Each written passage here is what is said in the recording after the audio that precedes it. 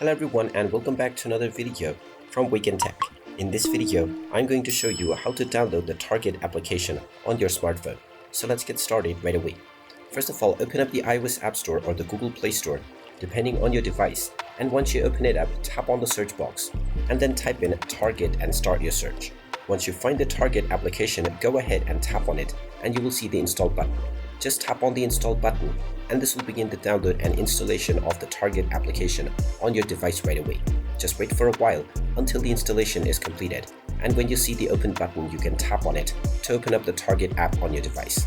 After opening up the application, you can proceed with logging in to your existing account or sign up to create a new one in order to start using the Target application on your device right away.